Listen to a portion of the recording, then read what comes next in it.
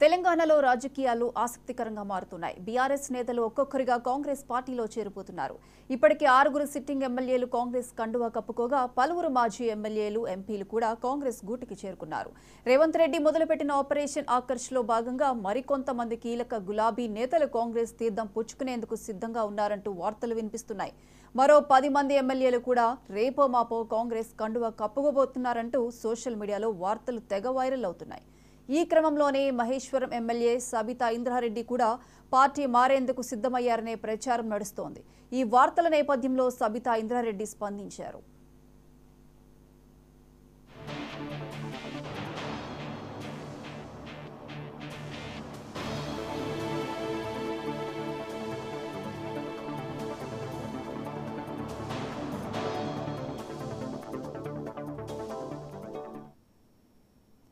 తాను పార్టీ మారబోతున్నట్లు వస్తున్న వార్తలు అవాస్తవమని, సామాజిక మాధ్యమాల్లో జరుగుతున్న దుష్ప్రచారాన్ని తీవ్రంగా ఖండిస్తున్నానని సబితా ఇంద్రారెడ్డి పేర్కొన్నారు.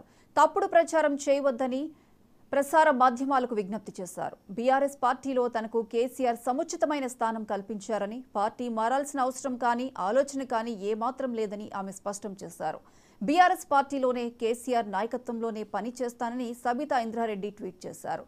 సొంత గూటికి చేరుకునేందుకు ఇప్పటికే కాంగ్రెస్ నాయకత్వంతో ప్రాథమిక చర్చలు పూర్తయ్యాయని, ఆషాఢమాసం ప్రారంభంలోనే ఆమె తన కుమారునితో కలిసి కాంగ్రెస్ కండువా కప్పుకోబోతున్నట్లు జోరుగా వార్తలు చక్కర్లు కొడుతుండటంతో ఈ మేరకు ఎమ్మెల్యే సబితా ఇంద్రారెడ్డి స్పందించారు.